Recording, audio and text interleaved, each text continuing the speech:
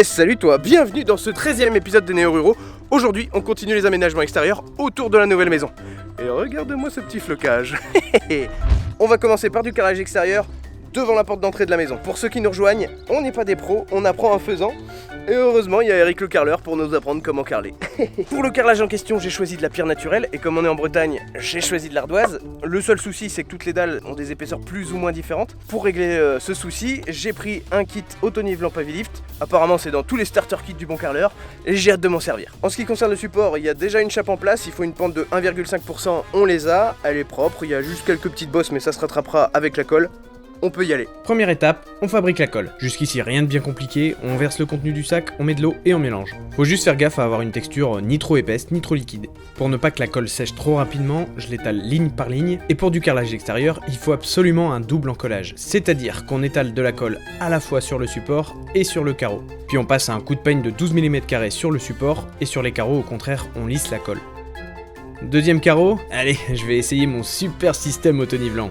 Bon bah à peine commencé, c'est déjà la cata. En fait je m'étais pas rendu compte mais c'est prévu pour du carrelage jusqu'à 20 mm et le mien fait plutôt entre 25 voire 30-35 mm. Donc ce carrelage sera très irrégulier, tant pis. Bon après, du moment qu'on conserve une pente pour que l'eau s'écoule bien, ça devrait le faire. Arrivé en bout de ligne, petite découpe à la meuleuse qui va bien, et le morceau qu'on récupère débutera la nouvelle ligne. Par contre la poussière d'ardoise, faut faire gaffe, ça salit. Bon, globalement, y a pas grand chose d'autre à savoir. Une fois que la première ligne est terminée, on continue de la même manière sur la deuxième, et puis la troisième, et puis la quatrième, et puis... Enfin bref, t'as compris.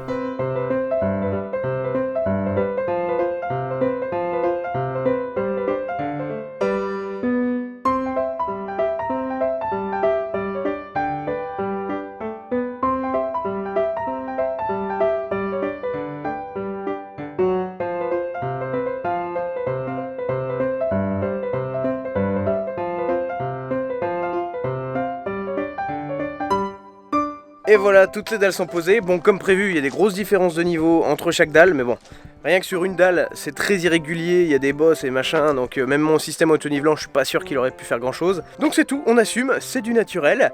Maintenant, on attend que ça sèche et puis on mettra les joints demain. Et demain, c'est déjà maintenant.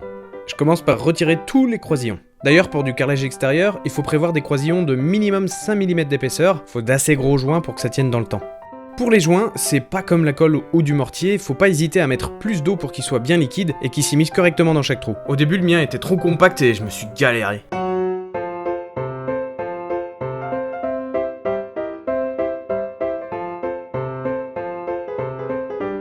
Une fois que tous les joints sont étalés, on n'attend pas qu'ils soient secs, on balance un coup de taloche éponge bien humide et on essuie avec une autre éponge propre. Et on n'hésite pas à changer l'eau souvent.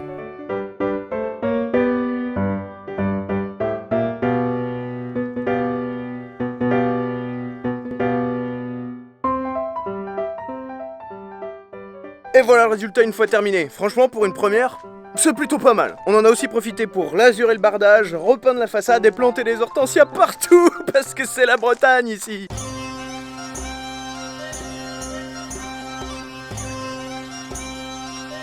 Pour ceux qui ont vu l'épisode précédent et qui se demandent, le petit poussin va bien, il grandit tranquillement. On passe de l'autre côté de la maison, on va faire une jolie terrasse en bois ici, parce qu'il y a de la boue à chaque fois qu'on sort de chez nous pour aller dans le jardin. Première étape, on prépare le support. Bon, c'est de loin l'étape la plus longue et la plus chiante, et en plus, je dois gérer le chien et les moutons qui s'apprivoisent dans mes pattes. On est bien accompagnés pour les travaux. Bon, revenons à nos moutons. La préparation du support, c'est aussi l'étape la plus importante. Il faut absolument pas la négliger, car plus le support sera plan et stable, plus la terrasse sera facile à poser ensuite.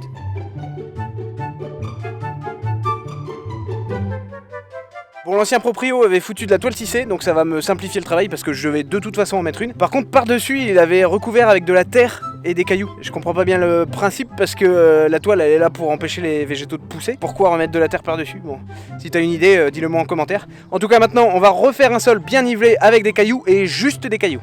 Qu'est-ce qu'elle en pense, Romy? Bon visiblement, elle est ok avec le planning. Ouh, elle aime bien ça. Dernier petit coup de clean pour dégager ce qui reste de terre au-dessus des toiles tissées. Bon, après avoir cleané toute la terre et la pierre qu'il y avait au-dessus du film, je me rends compte qu'il y a vraiment une pente trop importante entre ici et là-bas. Ce qui fait que je vais devoir découper le film pour recreuser en dessous, sinon ma terrasse va arriver trop haut par rapport à la porte. Et c'est reparti avec la pelle et la pioche. J'avais dit que ce serait long et chiant. De toute façon, il y a un truc qu'on apprend rapidement avec les travaux, c'est l'humilité. Même quand un truc paraît simple, ça l'est jamais vraiment.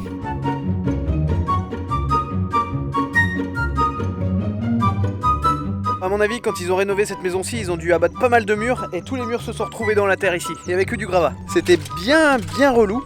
Maintenant que j'ai retiré tous les gros cailloux, je vais en remettre des plus petits pour stabiliser et niveler le sol. Pour me rendre compte de ce qu'il y a à rattraper, je commence par checker les niveaux globaux avec une règle de maçon et un niveau à bulles. Et je remets la toile tissée en place.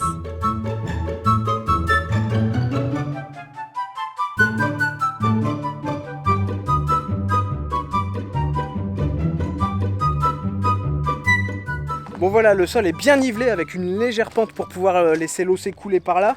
Le problème c'est que le gravier que j'avais à dispo c'est quand même du gros diamètre, donc je vais rajouter du sable pour stabiliser tout ça.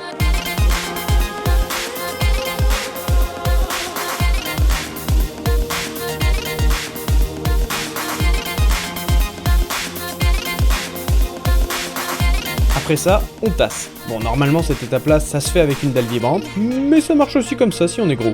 Bah quoi, faut bien que ça ait des avantages, hein. Par contre, comme la toile tissée qui est en dessous a des gros trous déjà, et que je viens de remettre du sable par-dessus, j'ai des sérieux doutes sur le fait qu'il n'y ait pas de végétation qui reprenne. Et j'ai pas trop envie qu'il y ait des herbes qui me chatouillent les pieds quand je prends mon apéro sur la terrasse l'été. Donc je vais remettre un petit géotextile.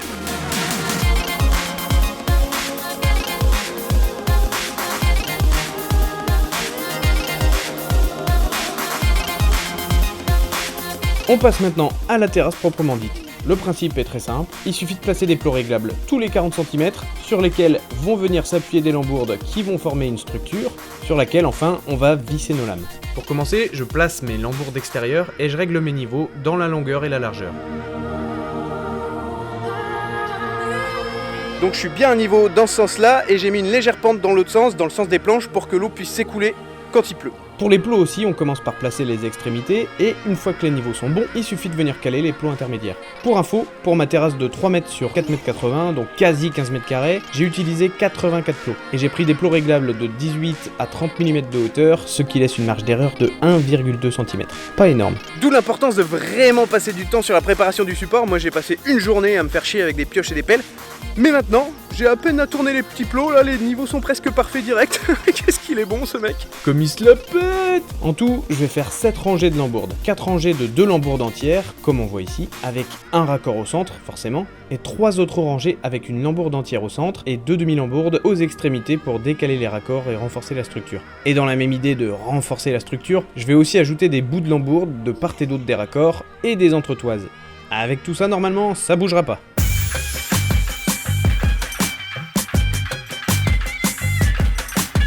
Et enfin, avec l'aide de Sarah, je mets de la bande d'étanchéité sur tout le dessus de la structure. Les lames et les lambourdes ne seront donc pas en contact direct et ça permet deux choses. Déjà, d'éviter que le bois grince quand on marche dessus et aussi de rendre la structure plus durable car elle sera moins en contact avec l'eau de pluie.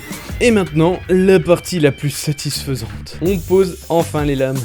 Il faut faire gaffe à laisser 5 mm entre chaque lame, parce que le bois, il vit sa vie. Et il faut aussi penser à prendre des vis inox de préférence. Ouais, on est en extérieur et on est en Bretagne, donc il pleut beaucoup et ça rouille vite.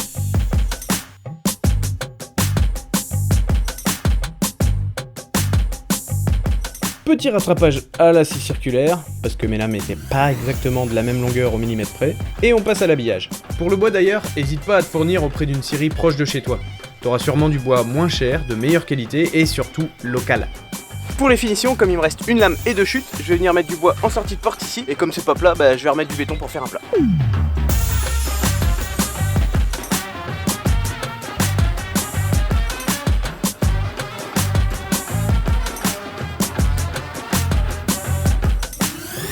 En attendant que ça prenne, je rebouche les contours en enterrant le géotextile qui dépasse encore.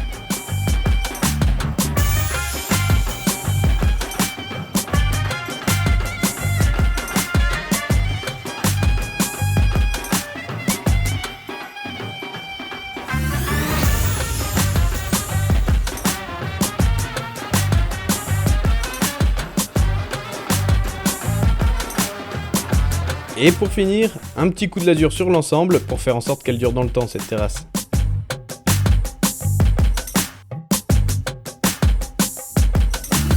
Voilà, la terrasse est terminée, on en a aussi profité pour repeindre la façade arrière et aussi monter une pergola. Alors j'ai pas filmé le montage parce qu'on l'a acheté en kit, donc pas trop d'intérêt, mais rien que pour toi, voilà le résultat.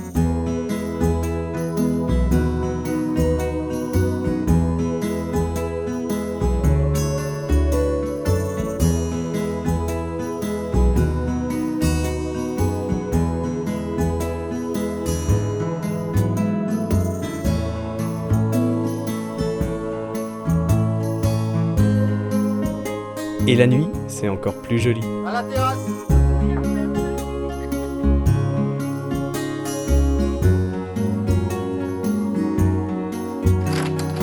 Et voilà pour les derniers aménagements. En tout, ça a coûté environ 400 € pour le seuil d'entrée en ardoise naturelle, autour de 1000 € pour la terrasse, plus 200 € pour la pergola. Et puis ça nous a pris une petite semaine, une semaine avec les temps de séchage. Si cette vidéo t'a aidé, ou si t'aimes bien voir ma tronche tout simplement, eh ben tu sais ce que tu peux faire, hein. Tu peux t'abonner, tu peux mettre un petit pouce en l'air, ou alors un petit commentaire, ça fait toujours plaisir. Allez, ciao! Et dans la prochaine vidéo, une spéciale mouton de compagnie. Ça change la vie d'être entouré d'animaux. Pour le meilleur et pour le pire. Sois au rendez-vous, ça vaut le détour.